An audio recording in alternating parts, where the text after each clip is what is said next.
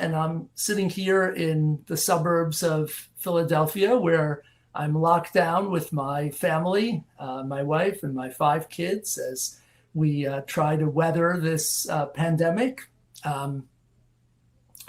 The Context and Episodic Memory Symposium began in 2002 when Ken Norman and I thought it would be a good idea to bring together cognitive neuroscientists, computational modelers, and cognitive psychologists who were each approaching similar questions concerning memory, but from very different perspectives. And over the last nearly 2 decades, it's closing in on 2 decades, we've been incredibly pleased to see a flourishing community of scientists working in this at the nexus of these areas. And the Context and Episodic Memory Symposium was intended to be a small meeting, and it has stayed relatively small, although I think our virtual meeting this year is larger than ever, to bring together scientists and cross-fertilize in these domains of interest. This year's program looks incredible, and for that I want to thank the program committee, Professor Sean Pollen at Vanderbilt, Professor Maureen Ritchie at Boston College, Professor Lynn Lonis at Syracuse, and Professor Ken Norman at Princeton, who worked tirelessly to put together an incredible program, which I hope that you will all enjoy. I also want to give a particular shout out to 2 members of my lab who have provided incredible logistical support to the meeting. So Georgia Riley, my lab manager, and Connor Keene, my scientific software developer, have worked together to make sure that this meeting could occur online. Hopefully it will work without too many glitches. And finally, I want to say that this year we are incredibly fortunate to have a very distinguished lecturer, Dan Schachter from Harvard University, who will be delivering the keynote address to the Context and Episodic Memory Symposium. I know that we all are very eager to get back together in person, and I hope that next year's meetings will be able to give one another handshakes, hugs, and smiles face to face. This year we will do so virtually, and I hope that everybody has a chance to mingle outside of the official talks. I'm going to turn the floor over to Sean Pollen, who will explain some of the logistical aspects of the conference. Thank you.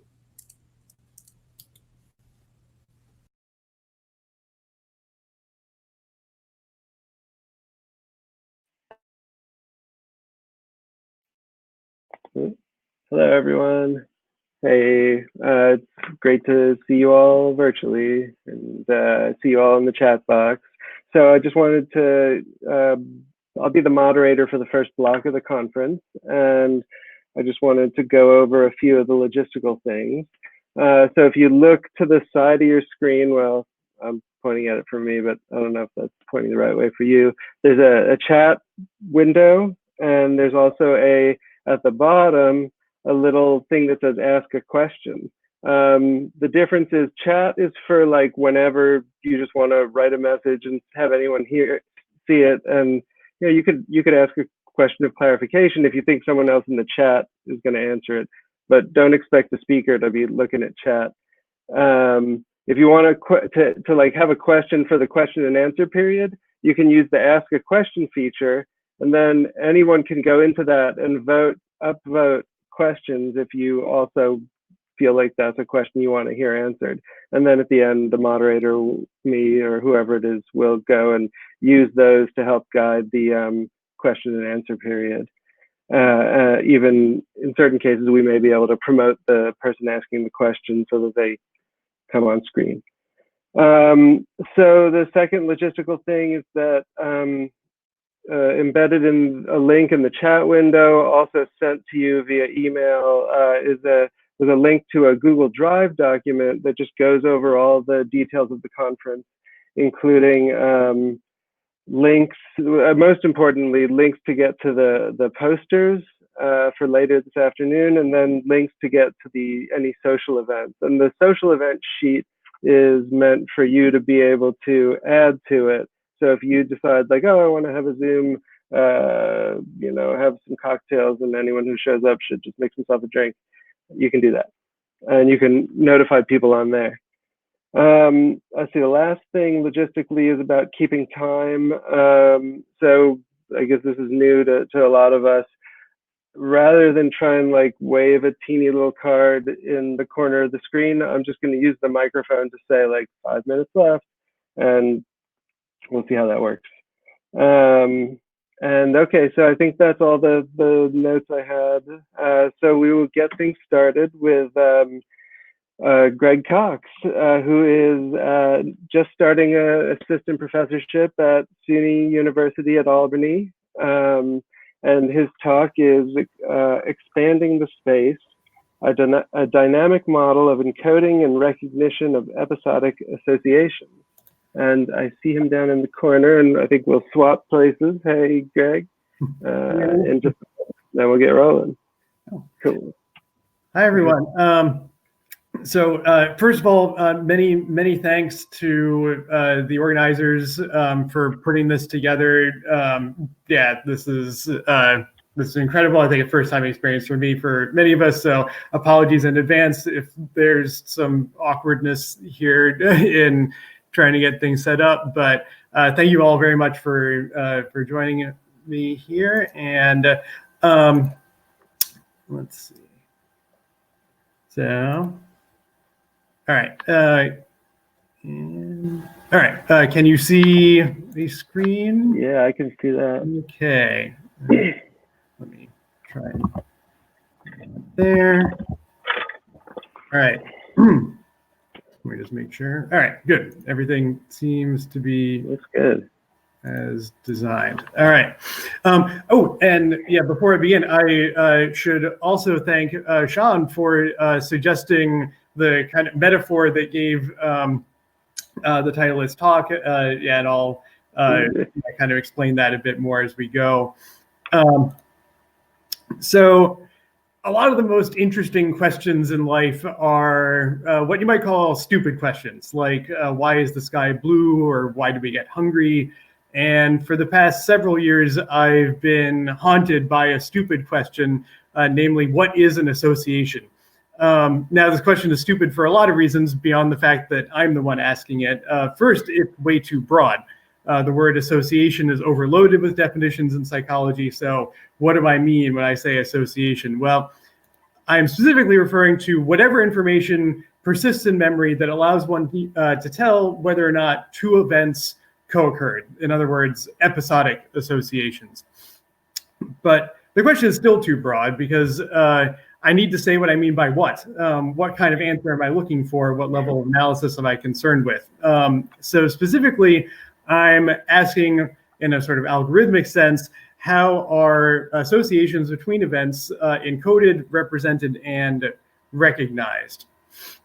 So I'll first lay out kind of a basic scenario and some candidate answers to that stupid question, and then describe the approach that Amy, Chris, and I have kind of converged on and how it helps to explain a number of important phenomena in this field. And finally, describe how our approach might also help us understand associations between items and their temporal contexts as well.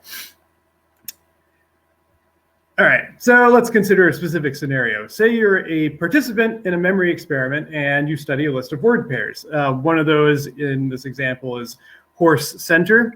So as a result, you'll have stored in memory somehow item information about each of those individual words, horse and center, associative information that says something about how they co-occurred. And finally, although I won't emphasize this as much for this part of the talk, there's also contextual information about the scenario in which you encountered that set of items. So focusing just on item and associative information, probably the most popular way of conceptualizing how those things are related is a set of linked nodes. The nodes represent the items, and the link represents the association. And this representation has the virtue of being flexible in that you can build out entire networks of associations this way, but it has a couple of problems. First, because items and associations are qualitatively different sorts of things, it's not really clear how you could, say, combine those two kinds of information or maybe deal with them separately. And second, because items can only be related to one another via links, this representation conflates association with, say, similarity. So in this representation, you'd have to use the same mechanism, the link, to represent the similarity between center and middle as you would the association between horse and center, even though center and middle didn't actually co-occur. Vector representations, on the other hand, allow for representing similarity as a distinct construct from association. So in a vector representation, items are represented as vectors of feature values such that similar items like center and middle have similar feature values. Now, once you've got a vector representation, there's a couple of ways in which you can represent associations between items. One way that's used in models like REM or Minerva is to concatenate vectors, stick them together. But this is problematic because then the resulting representation is, first of all, order dependent. And second, just like with links and nodes, there's no way to represent an association as separate from the items themselves. An alternative approach, exemplified in matrix models and convolution models, is to represent associations using something derived from an outer product. So mathematically, this is analogous to how we can code interactions in a regression model using multiplication. But conceptually, each entry in the outer product matrix is really representing a conjunction of a particular set of item features. So for example, if this feature has legs, and this feature is abstract, then this entry in the matrix is the conjunction has legs and is abstract. And all you do to get a convolution model is sum across the diagonals of this outer product matrix. So again, pretty cool idea. But the main thing about it is that when you have a vector representation, and use this outer product, then it gives you a way of deriving an associative representation from the representations of the items. And unlike a link between nodes or concatenation, the resulting associative representation has some internal structure of its own and can in principle exist independently or separately from the representations of items. But two important questions are still left open. First, even if this kind of associative representation is the final product, how do we actually get it? How does it come about as a function of encoding the pair? And second, are these two kinds of information stored and retrieved separately, or are they bound together, just like the features and item are bound together into a vector? So the prose line we're going to be talking about today addresses these outstanding questions and is an extension of the dynamic approach to recognition that Rich and I have been working on for the past several years. So first, let me kind of describe how that dynamic approach works. So that approach was originally applied to situations with just single items. So let's see how it works in that context. After studying a list of items like that, memory contains traces, which are represented as vectors, like we've seen. And these vectors consist of both item features, that say the perceptual and semantic features of the items you encountered, as well as context features that correspond to the situation in which the items were encountered. And the traces representing items from the study list all have similar context features, as you might imagine, in contrast to a trace of, say, the word table from a different context, which would have similar item features to the table from the list, but different context features. And note also that these representations are incomplete and error-prone, as represented by the kind of missing features depicted on the slide. Now, at any given time, each of these traces has a level of activation that depends on how similar it is to features that are maintained in a probe in working memory. And in the absence of anything else, that probe contains only context features. As a result, traces from the recent study list tend to be activated, while those from other contexts are not. And this initial state of memory is defined by context, gives us the sort of starting point for where you are at the beginning of a recognition memory test trial. Now, let's say we show someone a test item, like the word horse, and ask if it was on the list or not. Well, once that item appears, features of that item are gradually sampled from both perception and knowledge into the probe and working memory, joining the context features that were there initially. And as a result, traces get deactivated to the extent that their item features fail to match the new ones that are coming into the probe, whereas traces that contain matching features will increase in activation over time. And according to the model, recognition decisions are made by tracking the average change in trace activation as this sampling is taking place over the course of the trial. And because these averages are done on a log scale, a well-matching trace will tend to dominate that average. So if there is something in memory that matches, you'll tend to drift upward. And if there's nothing that really matches all that well, then you'll tend to drift downward. And a participant makes their recognition decision when the average change hits either an upper boundary for a yes or a lower boundary for a no response. And this means this model is capable of predicting both response probabilities as well as entire distributions of response times. Now let me describe how we extended this model to account for associative encoding and recognition. Say now that these same words were studied in pairs. There's still memory traces for each item containing item and context features as before, but now these traces also contain associative features. These features, just like the context features, are shared between traces that were formed at the same time, i.e. as part of the same pair. And in other words, it is these associative features that encode which items co-occurred. Okay, that's great, but where do these associative features come from? Well, when two items are presented simultaneously, they're initially processed in partially separate channels in working memory. And these two channels at first operate exactly like the single item process I just described. So initially, they contain just features of the current context and gradually accumulate perceptual and semantic features of their respective items. Both channels are affecting trace activation. So initially, each channel will tend to activate traces with similar context and item features. But once you start getting those item features in both channels, associative features are able to be encoded as well. That's because these associative features represent conjunctions of item features. In other words, they are nothing more than those entries in the outer product matrix that we've seen before, only unwrapped and bound to the representations of both of the items that you're processing at the same time. And because these conjunctions are encoded the same way, whether you're encountering the two items in a test trial or encountering them during a study trial, if you present an intact pair at test, the associative features formed will match those that were stored, and your average change is going to keep going up. If those associative features fail to match anything that was stored in memory, then you'll get a bit of a dip. And of course, if neither item nor associative features happen to match anything that were stored in memory, then that average change, everything's going to get deactivated and you're going to go down. So just to summarize the approach here, our approach is saying that associations are represented by a set of features that emerge from the joint processing of items. These features represent conjunctions of item features. They are bound to and shared between the representations for individual items, and associations are recognized by comparing the associative features constructed between items at test to those that were stored between items at study.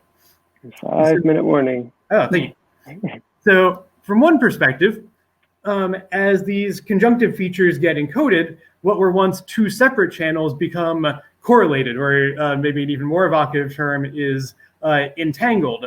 They merge together into a sort of partially overlapping representation.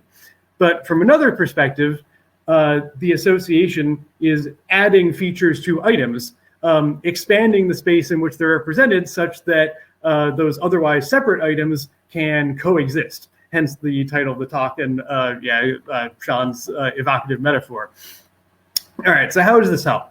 Well, for one thing, it helps explain why associative information is generally available later than item information. You can't begin to encode an association until you have enough features of both items to begin making conjunctions between them. It also explains why focusing on associative information during study does not impair item memory, since you need to encode the items before you can encode conjunctions between them. For another, this also explains the results that Amy and I found using response time distributions, which indicated that correct recognition of intact pairs was based on holistic processing, while rejections were based on separate parallel processing. And those shared conjunctive features between associated items bind them together into a holistic entity that goes beyond the match to the items individually. But because item and associative features have different dynamics, as we've seen, even though they're sampled in parallel, early mismatch will tend to be dominated by item information, while later mismatch will tend to be dominated by associative information.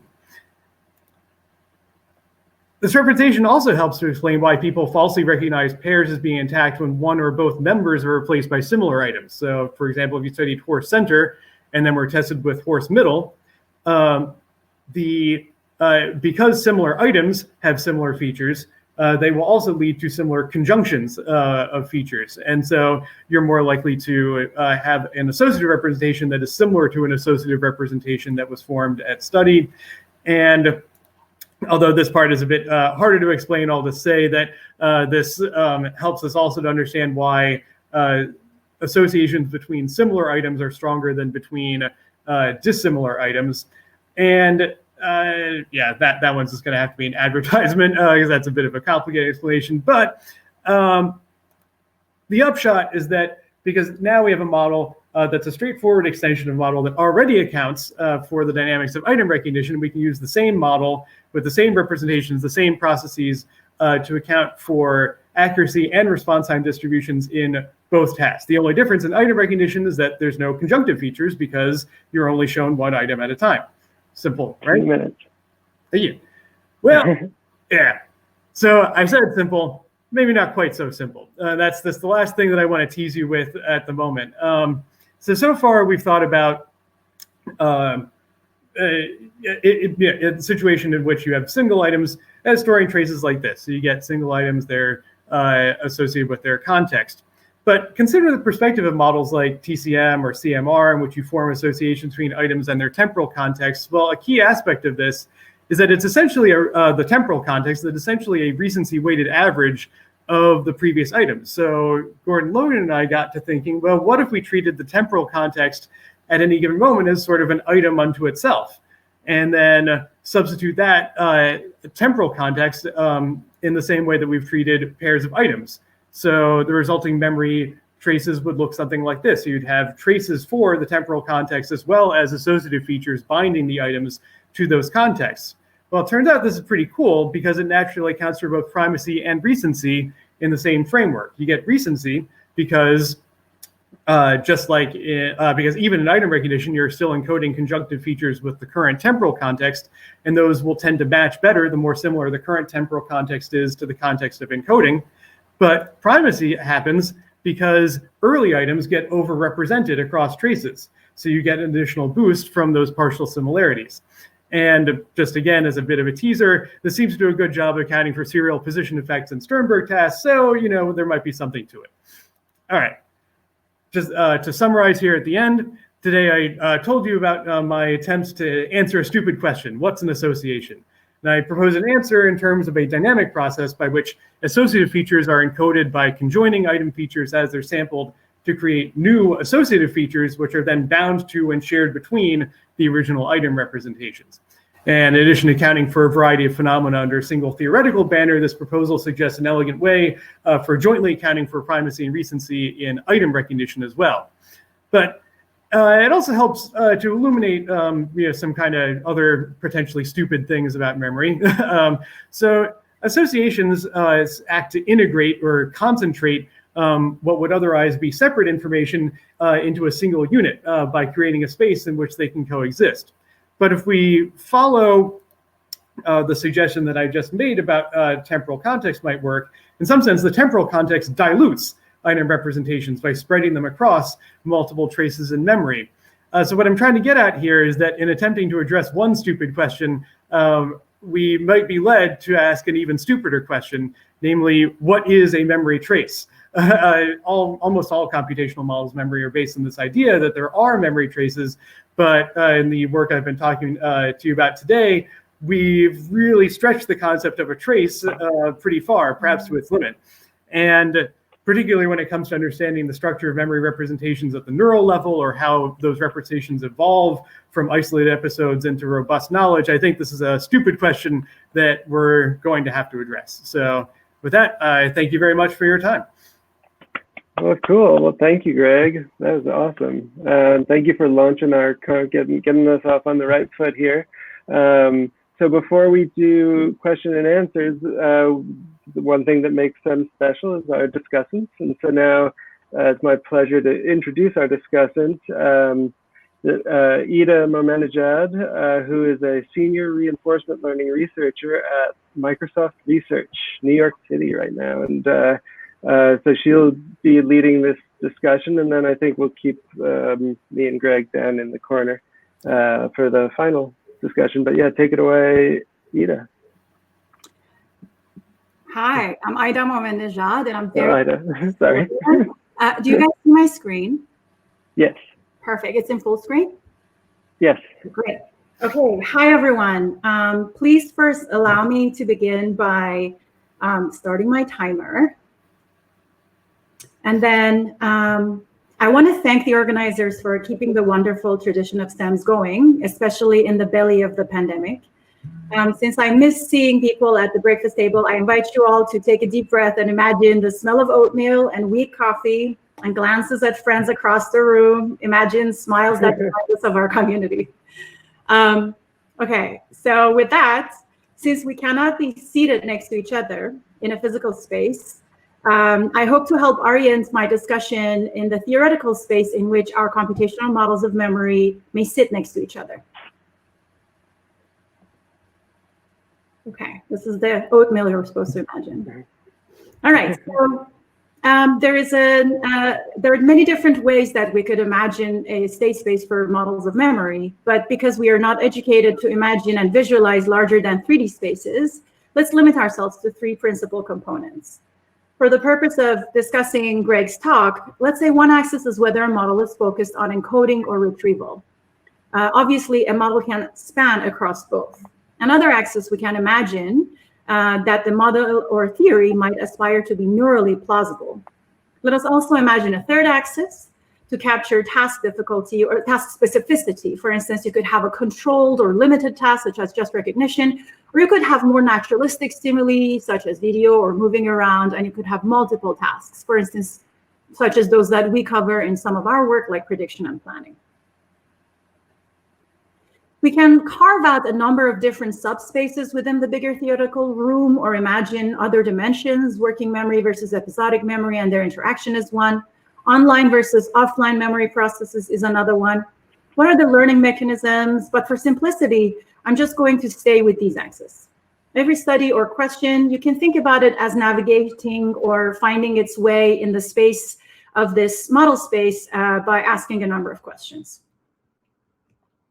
Okay, so where's Greg's model in computational memory space? To answer that, I think we need to start by an ancestor of Greg's model, and that's exemplar-based random walk models. These are models in which you take in a stimulus and some perceptual processing happens to identify the distance between that stimulus and some categories in psychological space. Then this evidence sort of accumulation leads to a random walk to lead to some bound in order to identify whether the stimulus belongs to category A or B. This model is related to recognition memory, for instance, when an item has been seen before or not, and broadly relates to perceptual categorization. For instance, you can look at some beautiful work that has been done that is summarized in the review paper by Nozovsky and Palmieri that I have under this slide. Many people at CEMS have previously contributed to various versions of this model, as well as neural fMRI studies that dissociate it.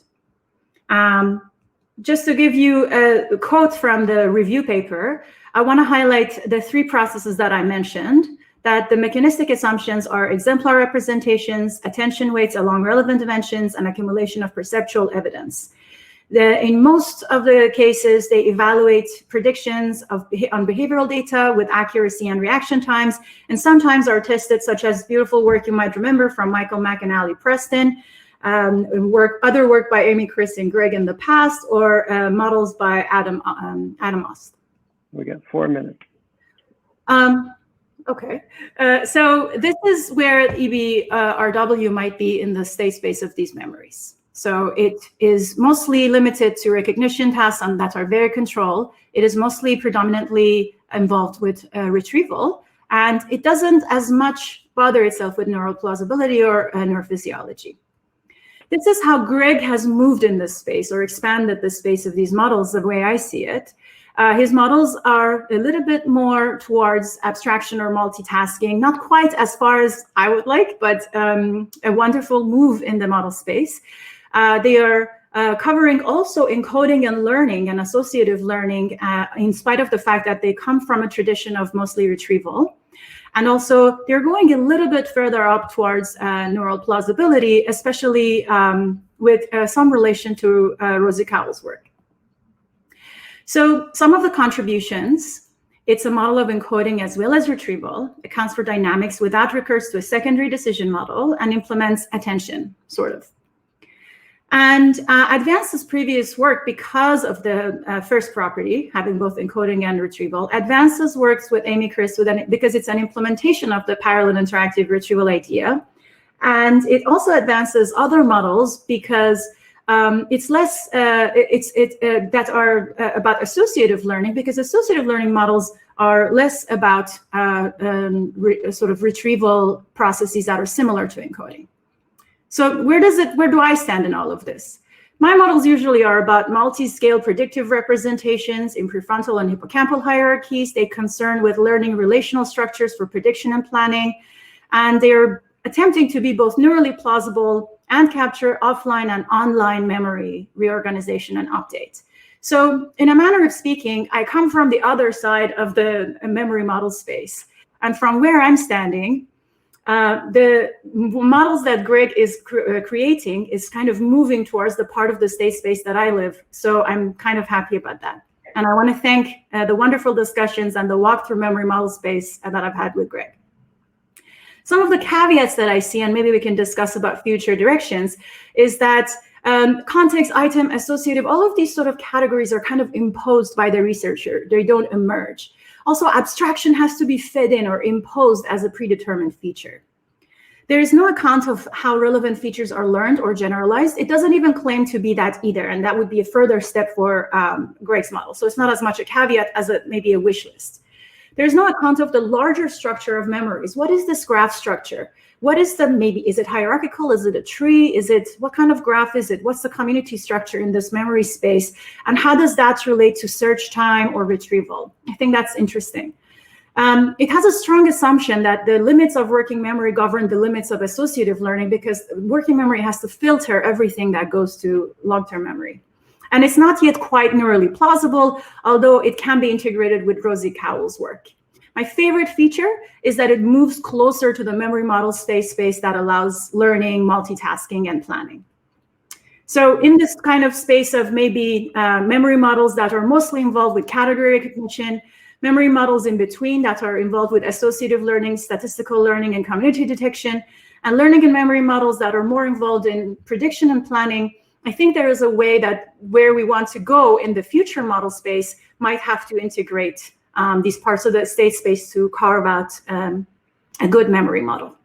And with that, I think I'll just say thank you and look forward to the questions. Well, that was great. Well, thank you, Ida. That was an excellent overview.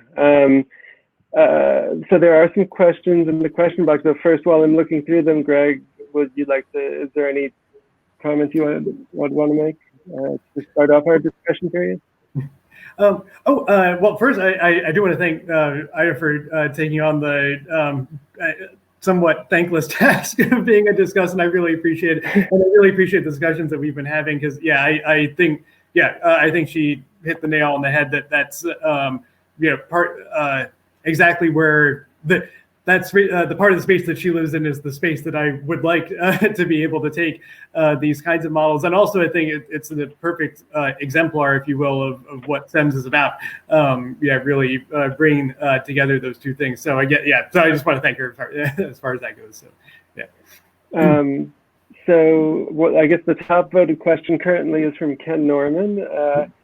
how does this framework handle the distinction between unitized associations, e.g. learning cloud lawn by treating them as a compound noun with the definition a yard for stargazing, versus learning the association in a more relational way via the sentence frame, the cloud could be seen from the lawn.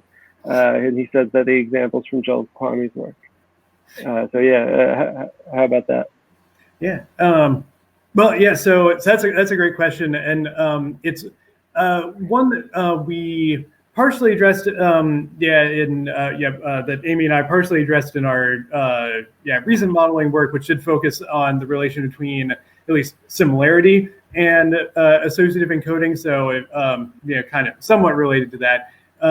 And to give maybe an intuitive answer to that question, I'd say the more features that are, the more features that are shared between those two channels in working memory essentially cause them to become correlated, such that if they were, perfect matches, then it would be as if you were just processing a single item. So in that sense, there's a kind of merging of things, but we don't yet have an account of, for example, how that unitization comes about. It sort of it gestures at how what the first steps toward that unitization might be, but I think actually the kinds of models that I was working on have perhaps a more fleshed out answer for how you actually get those unitized representations. So I'll turn that over to her.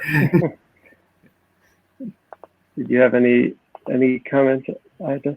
I think we can answer more questions. I appreciate the answer that you gave. From Dick Atkinson, would rapid presentation of a pair reduce storage of associative features and hence alter the subsequent course of activation? Yes. So that's a key part of the theory, that it would particularly harm the formation of those associative features, because you need to sort of have the pump primed with enough item features before you can start conjoining them in any substantive way. Another interesting thing, though, a prediction that comes out of this is that so you could aid the encoding of associative features if you staggered presentation of items, because, like I said, you're sort of priming the pump when it comes to adding some item features in there initially. And that prediction actually does end up getting borne out in some work by Gremlin and Ratcliffe from back in the day. Not many people do those kinds of speed accuracy trade-off work anymore, but yeah, basically the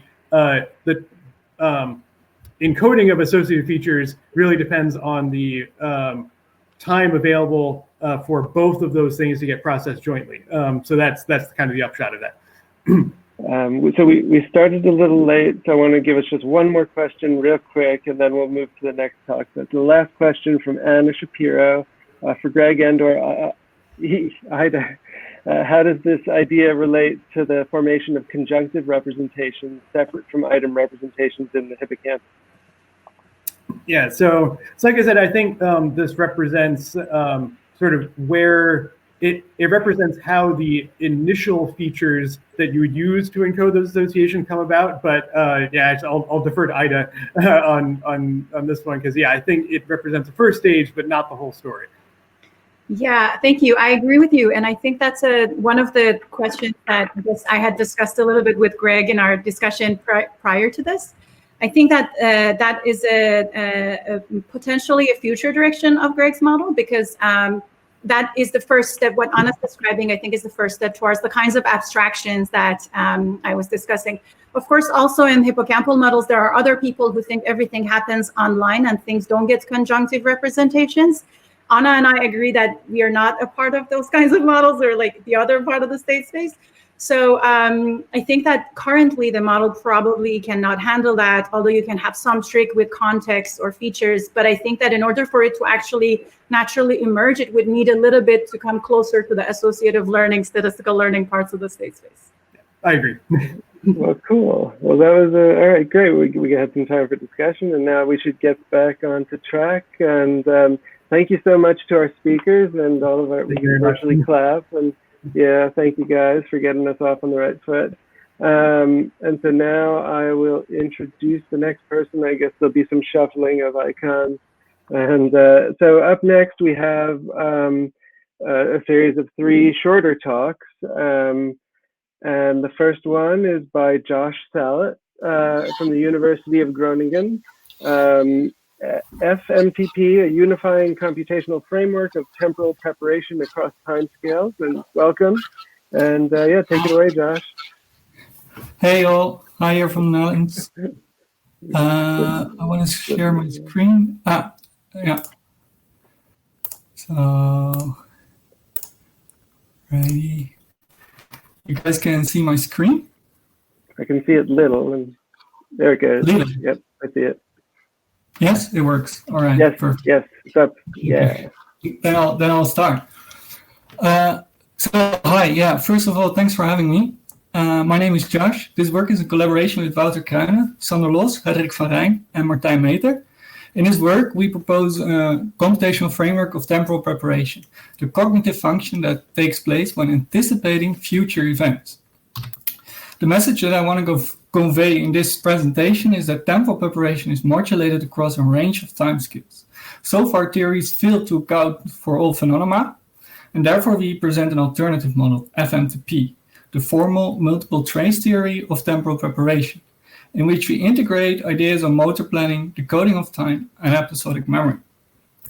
Finally, with our simulations, we demonstrate to capture all phenomena. But first, I'll cover the empirical phenomena that collectively form an impressive family of effects. So temporal preparation is usually studied by using the Foreperiod Paradigm. In this paradigm, a warning cue, in this case the fixation dot, indicates that after some time, the target is presented, to which participants try to respond as fast as possible, in this case indicating at what side the square is presented. The time in between the cue and the target is known as the foreperiod. Temporal preparation has been extensively studied by systematically varying this foreperiod. The typical finding is that reaction time, here plotted on the y-axis, decreases as a function of foreperiod, here plotted on the x-axis, reflecting the development of preparation throughout the foreperiod. The more time left before the target appears, the more time there is to prepare, and therefore responses are usually faster. This reaction time foreperiod function is modulated across a range of timescales, which I will shortly overview now. On the shortest timescale, preparation is modulated by the immediate preceding trial. Again, we see reaction time on the y-axis and foreperiod on the x-axis. But now, additionally, I will plot reaction time as a function of preceding foreperiod. This reveals a rather complex pattern, but in short, the key here is that responses slow down for relatively long preceding foreperiods, and this effect vanishes as a function of current foreperiod. On the intermediate timescale, preparation is modulated across trials within an experimental block, depending on the distribution used to draw the foreperiods from. Typically, foreperiods are uniformly distributed. That is, each foreperiod is equally often presented within a block. As we saw previously, this results in the typical downward sloping reaction time foreperiod function. Alternatively, one could use a higher proportion of long foreperiods, and in this case, known as the anti-exponential distribution, and in this case, the reaction time foreperiod function becomes more expressed. In the case of using a higher proportion of short foreperiods, known as the exponential distribution, the reaction time foreperiod function becomes relatively flat. On the longest timescale, we see preparation being modulated across experimental blocks. This was shown in a study existing of 3 phases with 2 groups of participants. In the pre-acquisition phase, both groups received the same uniform distribution, as plotted in the bottom left. As expected, preparation was similar for both groups. In the subsequent acquisition phase, both groups received opposing distributions, resulting in a typical diverging reaction time foreperiod function modulations. No surprises so far. However, in the subsequent test phase, both groups received again the exact same uniform distribution, this time revealing a transfer effect. That is, the reaction time foreperiod functions differed between the groups, and the difference reflected the shape of the functions acquired in previous experimental blocks. So this range of effects pose a challenge to cognitive theorists. What's the unifying underlying mechanism giving rise to this family of effects? Although preparation has been studied for decades now, and a variety of theoretical counts have been proposed, this puzzle has not yet been solved. Previously proposed accounts could be framed as hazard-based theories. Unfortunately, I do not have time to discuss them now, but we have shown by formalizing these theories that the hazard itself fails to account for all phenomena. Therefore, we present fMTP, the formal multiple trace theory of temporal preparation. In this section, I'll go into the details of the motor components and timing components of the model. First, fMTP assumes that temporal preparation is the result of an interplay between inhibition and activation. In anticipation of the target, here displayed as S2, inhibition is applied to prevent premature responses. However, at target presentation, inhibition is suppressed while an activation representation, here displayed in green, is activated. Furthermore, we assume this is a dynamic process developing throughout the foreperiod. Therefore, we support this motor units by time representation. To do so, we made use of the computational framework of Schenker and Howard that actively built upon the properties of so-called time cells. Each of these cells represents specific time points in the foreperiod. The heat map on the left displays a layer of these cells. As depicted here, the early time cell, like T1, represent early time points, whereas later time cells, like T3, represent later time points. As displayed in the middle panel here, we couple this time representation to the motor representation. Each of the time cells forms heavy associations with both the inhibition and activation unit. This reflects fMTP's memory mechanism. The strength of these associations is determined by whether the time cell's activity, now plotted in the right panel in the bottom, predominantly co-occurs with inhibition or with activation. For example, the early time cell predominantly co-occur with inhibition and therefore form strong associations with the inhibition unit. But the later time cells form strong associations with the activation unit. After each trial, these Hebbian weights displayed the Hebbian weights between the time cells and the motor unit, displayed in the middle panel by the connection lines, is updated according to the foreperiod presented on that trial. This I visualize on the next slide by a change in the thickness of these connection lines. The effect of the Hebbian weights on the dynamics of the inhibition and activation unit, now depicted as two block signals on the right panel, is adjusted. This I visualized on the next slide, and you can see that the block signals are adjusted such that they represent the dynamics of the previous presented foreperiod. Now, 3 minutes left. Okay, thank 3. Cool. I'll go quickly. Now, the critical assumption of fMTP here is that the memory of all previous timing experiences contribute to preparation. How does this work? Here I displayed the history of 6 trials that collectively determine the preparatory state of the network on the upcoming trial. However, they do so according to their recency. Due to forgetting, the older experiences, which are displayed on the top, are less readily accessible and therefore contribute less strongly to preparation compared to the more recent experiences displayed in the bottom. To arrive at a measure of preparation, we sum all the previous traces according to recency and took the ratio between activation and inhibition. This I visualize in the next animation. So in the left panel, you will see the development of the preparatory network. And in the right panel, you will see its effect on reaction time.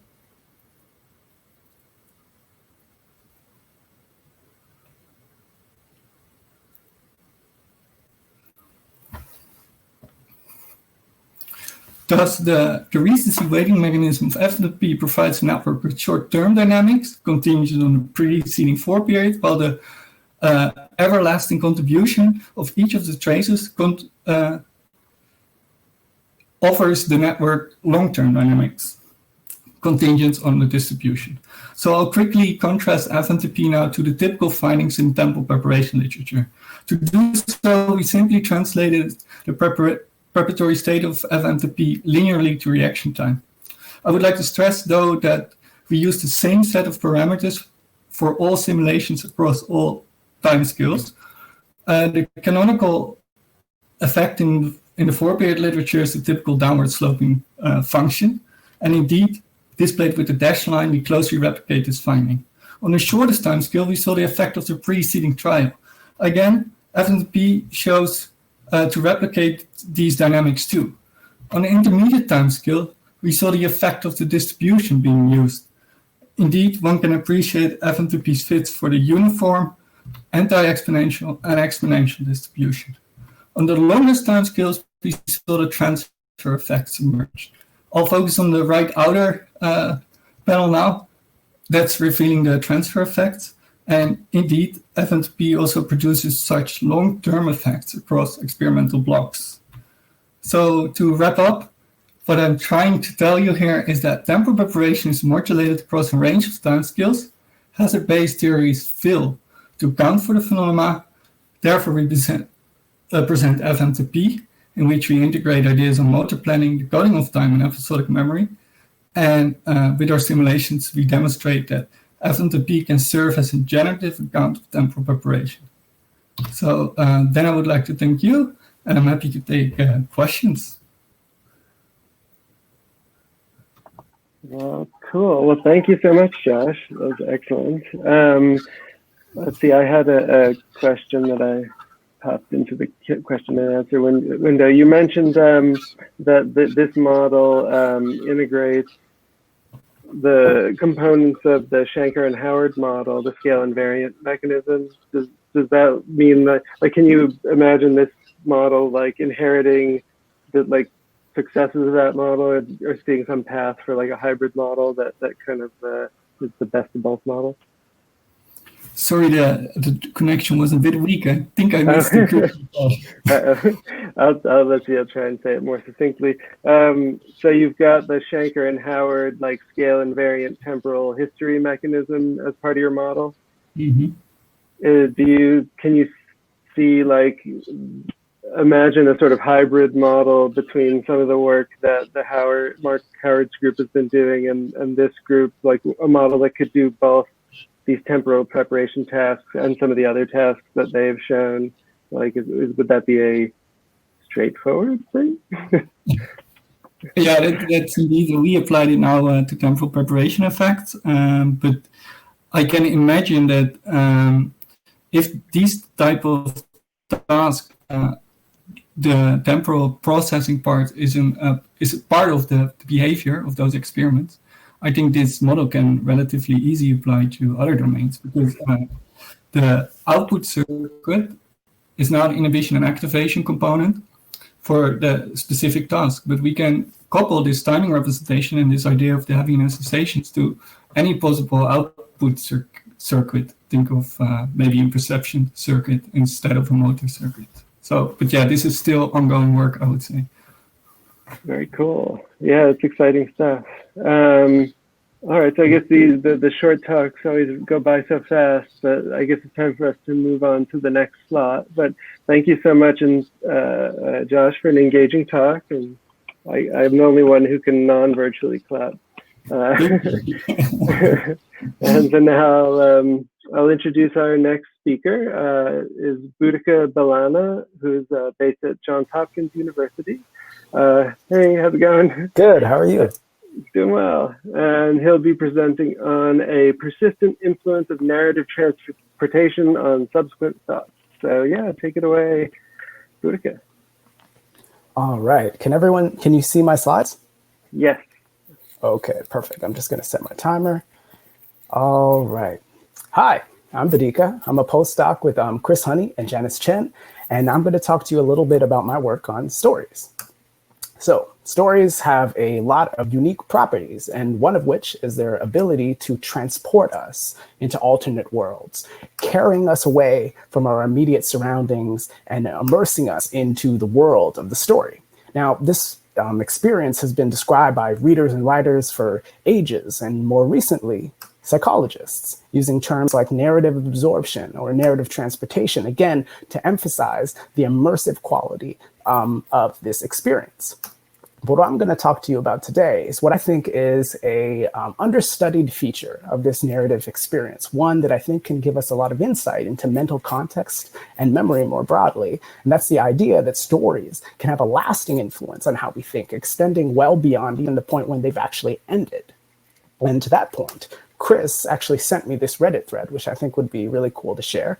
And it's a post by a random ginger who said, "Does reading a book change who you are temporarily?" And then went on to describe this experience that they had about after reading a story, there seemed to be a change in how they thought. And maybe to their surprise, there was 530 comments. A lot of people also just describing how reading stories seemed to change how they felt. And I would love to pour through all the comments, but for now I'm going to focus on one, and it's this one by Alphabet 278. And it's, they said, "Just finished Angels and Demons by Dan Brown, and I've been in a trance for hours. My girlfriend can't even communicate properly with me because I seem to phase out every now and then. And then I realized that I was thinking about everything that happened in the book." So this is the feeling that I want to describe. Stories seem to have this really compelling and profound lasting influence on our spontaneous thoughts. So I want to talk about how we can go about measuring it, what's actually lasting, and then finally, why stories in particular might be really good at producing this effect. And you might be wondering, why should you, attendees of CEMS 2020, care about this? And I would say that a lot of the ideas from list learning in terms of mental context might be a useful tool to start explaining this phenomenon. We know that if you were to study a list of words, the structure of that encoding experience, that mental context, can shape the trajectory we take through our free recall. And maybe what Alphabet 268 is going through after reading Dan Brown is that they read this story. And then even though the story's ended, there's this lasting mental context, some remaining features of the story that persist, which go on to shape the trajectory they take not through recall, but through their spontaneous thoughts. So how do we go about measuring this? I'm going to give you just a quick outline of our paradigm. And what we do is we have participants just read short stories online on Amazon Mechanical Turk, one sentence at a time at their own pace. And the story I'm going to focus on first is one by Raymond Carver, "So Much Water So Close to Home," which is about a 12-minute read about a couple, a husband and a wife. The husband comes back from a camping trip, and they found a dead body on this trip. And his wife actually suspects that he may have committed murder. So if stories have some kind of lasting influence on our spontaneous thoughts, what we need is an assay of spontaneous thinking before and after this story. And that's what we did. We just had participants free associate for 5 minutes before and after reading the story. And what that really entails, participants were just asked to type words, whatever words came to mind as they came to mind for 5 minutes. And to give you an idea of what the paradigm looks like, you can see this little GIF below. It begins with a cue word, and then literally participants just type whatever words come to mind at their own pace as they come to mind. So if stories have some kind of lasting influence on our spontaneous thoughts, then there should be some kind of change in free association, some kind of lasting story features that persist into free association after reading the story as compared to before. And if that really depends on the stimulus being a story, then it should be strongest when the story is intact as written, versus if you randomly scramble the order of the sentences or randomly scramble the order of the words, where now that you see the same words, but the actual story is destroyed. So first, I'm just going to talk to you a little bit about some self-report. So this is a questionnaire called the Transportation Questionnaire by Green and Brock, which is supposed to capture the extent to which participants are transported into the world of a story. And then have it for 3 conditions: participants who read the intact story, participants who read the sentence scrambled story, and finally, participants who read the word scrambled story. And what you can see is that participants were more transported, kind of as you would expect, after reading the intact story compared to sentence scrambled and word scrambled. But what we were more interested was its lasting influence. So we asked participants, to what extent did the text linger in your mind after reading it? And 7 means very much, and 1 means not at all. And again, you can see that the intact group, participants who read the intact story, reported more of this lasting influence on their spontaneous thoughts than compared to the sentence scrambled or word scrambled versions. And in fact, participants who were more transported into the story while reading it were the ones who reported more of this sense of lingering. So self-report is well and good. We're able to produce some of this phenomenon, except to at least the extent that our participants can report it. But what we wanted to see was, can we measure any of this influence in participants' free association? And we did this a few ways, but I only have time to talk about one. And the one I'm going to talk to you about is something called theme similarity. So what we do is we actually ask the question, to what extent do the themes of the story persist into our participants' spontaneous thinking? And what we did, we just asked our participants to give us 10 words to describe the core themes of the story that they read. And what we got was, if we take the most frequent words, the words that come up most frequently within condition, you can get 10 core themes for each condition. And these are the ones that came up for the intact group, sentence scrambled group, and word scrambled group. And then we ask the question, how semantically close are the free associates that our participants are producing to these core story themes? And to measure that, what we used were word embeddings, glove embeddings in particular, which give us a useful 300-dimensional vector representation of each word, allowing us to compare the cosine similarity of these word vectors to get a proxy of semantic similarity. So, perfect. So what we did was we had participants for each condition, we took their top 10 themes. So for example, for the intact condition, we took the top 10 themes that came up for the intact condition. And then for each subject within that intact condition, we would take each of their free associates and measure how close, in terms of cosine similarity, each free associate vector was to all of the core 10 themes. And then we would take the max from the top 10, which we'd call theme similarity, which is the measure of how close to any of the core themes each free associate was. And if you were to do that for each free associate that each participant produces before and after the story, you get a measure of proximity to the core themes of the story before reading it versus after reading it, with the idea that after reading the story, if the story matters, there should be some kind of theme similarity persisting, specifically after. And that's what I'm going to show you here, where the y-axis is our theme similarity measure, and each subject will have a point, one for pre and one for post, connected by a line. So what you can see is that for the intact group, participants showed more theme similarity after reading the story as compared to before, suggesting that the core themes of the story were persisting into their spontaneous thoughts after reading it. And this was less of the case for the sentence scrambled group, and absolutely not the case for the word scrambled group, indicating that there's something about the coherent story that leads to this lasting mental context that shapes their spontaneous thoughts. And you might be wondering if this is something particular to the specific story we read or we used, and we actually had a couple replications. One, which was a rewrite of the same Carver story, so different words, same content, and again, you see this boost specifically for the intact condition, or more so for the intact condition.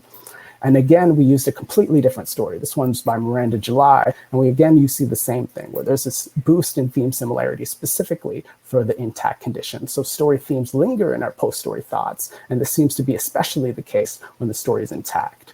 So stories seem to have a lasting influence on our spontaneous thinking via persistence of story themes and content. So you might be wondering, the last question is why? Why do stories do this? And I think that's a great question. It's something I'm thinking about and wrestling with a lot these days. But you can get some idea, I think, from ideas of levels of processing from Craik and Lockhart in the 70s. So we know that you can study information at different levels of representation. For example, you can study some words in terms of their shape, their orthography or typography. Are they italicized? Are they capitalized? Or you can study words in terms of their semantics. What do they mean? And we know that the deeper you study the words, the more meaning related to processing, the more robust the memory representations. So what does this mean for stories? When you study a story, or when you try to understand a story, you're not thinking about the meaning of individual elements. Instead, the goal is to think about how elements relate to one another, forming associations across elements. And then further, you take this associative structure and embed it within a situation model. What do these events in the order in which they happened, how does that actually influence what we think the goals of our character are, what their current understanding of the situations in which they're in? So maybe what we can do is extend what we think of depth of processing a little further. Maybe across-element associations are deeper than just attending to the meaning of individual elements. And then further embedding that into a situation model is deeper still. So maybe deeper processing leads to more robust representations in memory. And maybe, for some reason, that might also lead to more lasting, robust mental context. And to that end, I can't get into the details of this, but we actually had participants read a list of words and attend to it at different levels of depth, deciding whether each word at the shallow end were italicized or not. Or at the deep end, we told them that this list of words actually had hidden meaning, and they had to decide whether each word belonged to the hidden story that was embedded in this word list or not. So manipulating the depth in which they were processing the list, the same list of words. And we saw that participants reported more self-reported lingering as they processed this word list deeper and deeper. And furthermore, we also found some evidence for that in free association as well, using our theme similarity measure. So overall, stories have a lasting influence on our spontaneous thoughts. You can measure it using free association. The themes and content of the stories seem to last, and it might have something to do with ideas of levels of processing. But overall, I think the ideas of mental context from list learning can be a useful tool to help us understand the phenomenology associated with reading a story. And then furthermore, maybe we can use stories to deepen our understanding of mental context. So overall, I want to thank my supervisors, Chris and Janice, my colleagues and collaborators, the CEMS organizers for setting this up, and you all for listening. Thank you. Well, thank you, Buddhika. And yeah, lots of clapping throughout on the chat window. Let's see, so we got a highly voted question from Mariam Ali. She says, great talk. I was wondering whether this phenomenon is selected to stories or if it can be found for any stimulus where semantic context changes gradually over time. This gradual change in semantics is disrupted in the semantic scrambled conditions. So say you had a set of images whose semantic context gradually changed over time. Would you expect that to be similar to your in-text story, or is narrative really critical? My take on that, I think that's a great question. Thank you, Miriam. My take is that it does need to be, I think the effect of stories is going to be stronger than just some kind of semantic drift. So themes, for example. And the reason why that's the case, I think, is people engage with stories at a deeper level than I think they engage with just general semantics or categories or themes. When you read a story, you're really connecting with the characters. You're thinking about what the consequences of their actions are for the well-being of the characters. There's some kind of like importance that's put on forming that relationship between the reader and the text. So for that reason, I think it feels like at least there's more depth of processing in terms of engaging with stories. So therefore, the importance of the semantics is going to be heightened to some extent, specifically for stories. So I think it's something about the way we engage with the semantics that changes specifically, or that's heightened specifically with stories, as opposed to just like images that have some kind of drifting semantics. That's my take on that. Right.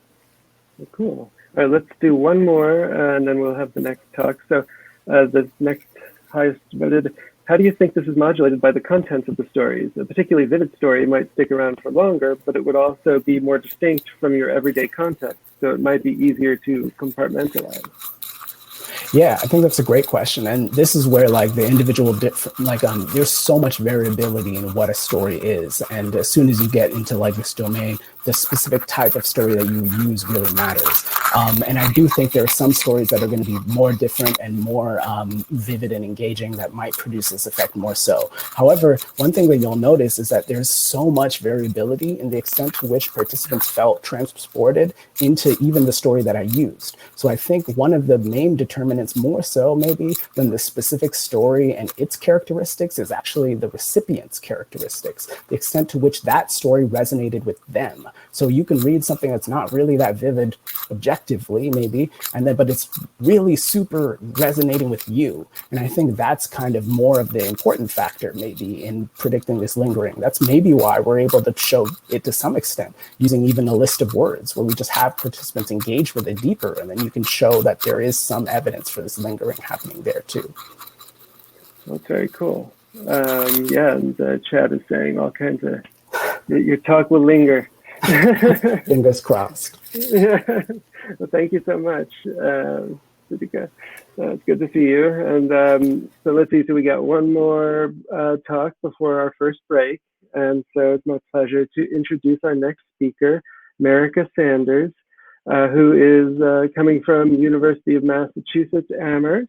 And They'll be talking about manipulating representational demands of a memory discrimination task engages early brain regions. Let's see if it might take a moment just to do the shuffling of screens, but it's good to see you all these names going by in the chat. It's like there's a lot of people here. Hey, can you hear me? Let's see. I don't think I can hear you. I can hear you. We hear you, but you can't hear me. So I'll just say in chat, we hear you. And what is the best practice for that? Like, try refreshing. Yeah. Can't hear you, unfortunately. I was able to until I hit the accept to come on to the stage, and now I cannot. Try.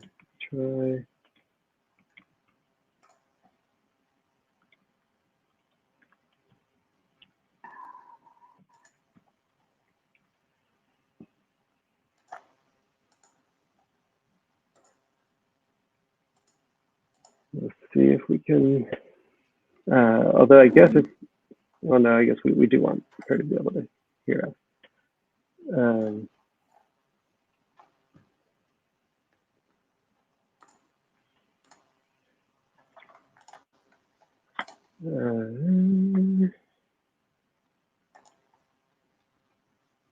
See if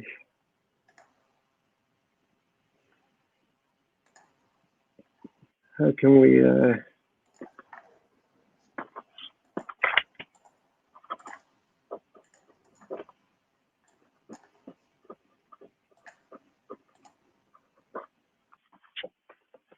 okay, good. We'll see if this works.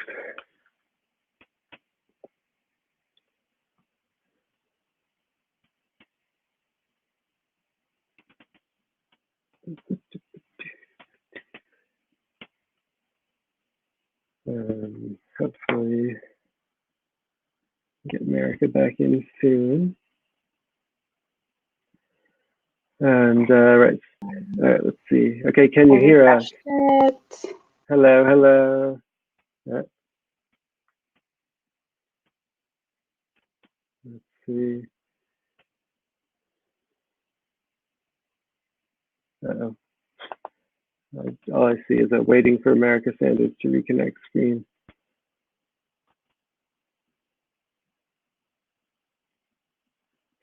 It's our first glitch, but we'll make it through.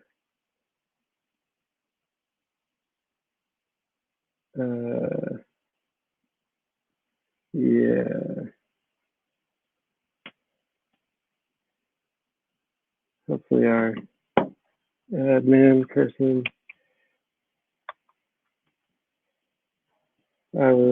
I've got secondary channels to send messages on. Sorry, everyone, just hang tight. Okay, hello, hello. Can you? And now, oh wait, I can't hear you now. Oh, great. You can hear us, it sounded like.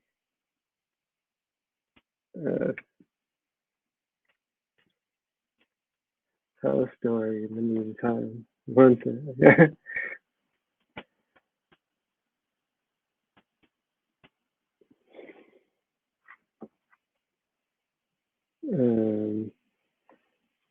Okay, so I think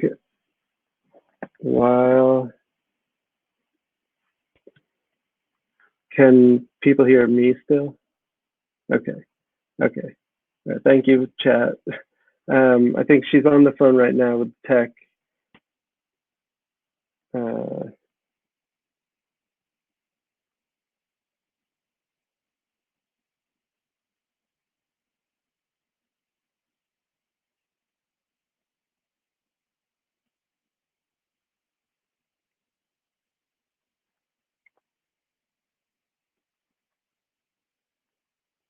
Oh, if I could put the phone next to the mic.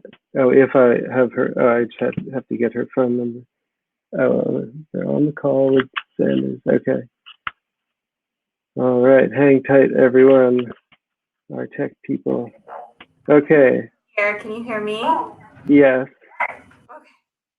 Okay. Okay. Cool. Thank you, Georgia. All right. Take it away, Merika. Yeah. Sorry about that. Let me just get this situated now.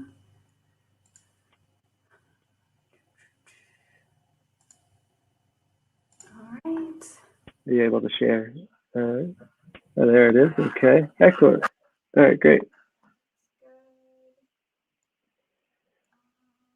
All right. You're on the big screen. You.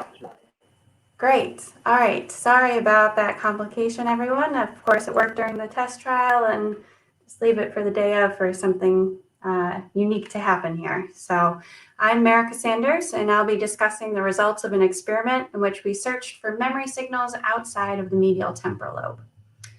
And so many theories of long-term declarative memory developed within a modular framework where perception and memory are separated into distinct and independent functional components. Those functional components then map onto distinct anatomical areas. So we have decades of research in support of perception in the ventral visual stream and memory in medial temporal lobe. However, as I'm sure many of us would agree, this is an inaccurate characterization of the brain's organization. There is substantial evidence that memory and perception rely on shared neural representations. In one such non-modular content-based account, the representational hierarchical account, simple features of visual stimuli are represented individually in posterior areas, like early visual cortex. And those features are brought together into cohesive conjunctions of increasing complexity in progressively more interior regions. First as simple conjunctions like object parts, and then later as complex conjunctions like whole objects. This pathway culminates in hippocampus, where it contains representations of conjunctions of items within their spatial and/or temporal contexts. Consequently, the locus of memory or perception depends on the content being processed. So, for example, areas in MTL are engaged during both memory and perception of complex conjunctive information. Here, this account is similar to many other content-based theories of memory, like the binding of item and context model. And there's a large body of evidence that MTL can be engaged during perception of certain stimuli like scenes. But here we ask, is the opposite claim also true? That is, can early visuo-perceptual regions be engaged during memory? Here, the representational hierarchical account makes a clear prediction that diverges from other content-based accounts, which is that areas outside of MTL should be engaged during memory of simple visual information. However, few studies have explicitly looked for memory signals outside of MTL in posterior areas of the ventral visual stream. So my research aimed to fill that gap in the literature. I searched for the cortical regions that best represented feature information and contained the greatest memory signal for feature information. According to the representational hierarchical account, we should find the answer to both of these questions outside of traditional MTL memory structures, specifically in posterior early ventral visual stream areas. So to answer the first question, we designed an initial study phase scanning session where participants viewed two stimulus sets of different conjunctive complexity, and we used decoding methods to find out where feature information was contained. The stimulus sets were composed of simpler, novel 3D objects called fribbles, and more complex computer-generated rooms referred to as scenes. These stimuli were created in a very specific manner, such that each item within a stimulus set was a conjunction of three simpler binary features. So fribbles were composed of tail, body, and head features, and each scene was composed of room furniture, color, and layout features. For both of the stimulus types, we wanted to know how much a brain region knows about the features, considering what it knows about the conjunctive whole. Specifically, does it contain more information about the features than the conjunction of features, or does it contain more information about the conjunction than the individual features? So to assess the amount of feature or conjunction knowledge a region contained, we used a series of classifier analyses. First, we used an 8-way classifier to predict the unique conjunction from the brain data within a region. Regions with conjunction information should result in good classifier accuracy across trials. We can also use 3 two-way classifiers to predict each of the features from the same brain data. So for example, with scenes, we can use it to predict the room color, furniture, and the layout. If we define features appropriately, regions with feature information should result in good classifier accuracies for all 3 features across trials. However, we're now left with 1 accuracy value reflecting conjunction information, but 3 accuracy values reflecting feature information. So to equate these measures, we multiplied the 3 feature-level classification accuracies independently for each trial to produce a conjunction accuracy that is based on feature information alone. That is, in order for a trial to be judged as accurate, each of the 3 features must have been correctly classified. Returning to our ratio, we can then pit these 2 accuracies against each other to produce a feature conjunction index, or FCI. A positive FCI value indicates that a brain region contains more information about the conjunction than the features, what I'll be referring to as conjunction coding. And a negative FCI value indicates that a brain region contains more information about the features than the conjunction of those features, what I'll call feature coding. So again, a positive value here indicates conjunction coding, and a negative value indicates feature coding. There wasn't sufficient evidence of the difference between fribbles and scenes, so we collapsed across stimulus sets, looking at several regions of interest starting from early visual areas and continuing along the ventral visual stream into medial temporal lobe. We see a significant change in FCI values such that posterior areas outside of MTL exhibited feature coding or negative FCI values, and this transitioned when moving anteriorly into MTL to positive FCI values near 0. This may indicate a possible hybrid of feature and conjunction coding, such that some voxels of an ROI contain information for features and others contain information for conjunctions. Similarly, when looking at this analysis within larger regional ROIs of early ventral visual stream and mid-ventral visual stream in MTL, we again see prominent feature coding outside of MTL in ventral visual stream areas and hybrid coding in MTL.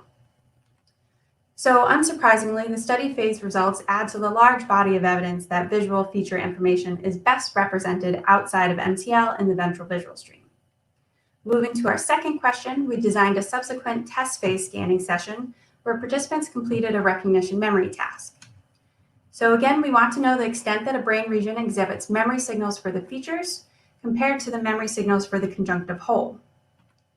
One manner to do this is to compare memory-related brain activity for items that differ on whether their features and conjunctions have been seen before. So for instance, for a pair of items, if the conjunctions are novel for both items, but the features are only familiar for one type of item, a memory signal likely emerges from this comparison on the basis of feature memory. In another comparison, if a set of pair of items, if the individual features are familiar in both items, but the conjunctions are only familiar in one type of item, a memory signal likely emerges from this comparison on the basis of conjunction memory. So we created 3 mnemonic classes of items, where we had familiar items that were presented in the first scanning session, and so both features and conjunction of features were familiar. We had recombination items, which possessed features that had been seen in the study phase, but never within the same item. Therefore, features were familiar, but the conjunctions were novel. And then we had novel items, which comprised never before seen features combined in novel conjunctions. So again, by contrasting the estimated activation for novel and recombination trials, which differed in terms of feature familiarity alone, we measured feature memory signals. And by contrasting the estimated activation for recombination and familiar trials, which differed only in terms of conjunction familiarity, we assayed conjunction memory. So again, thank you. We collapsed across stimulus sets because there weren't evidence for any stimulus set related differences.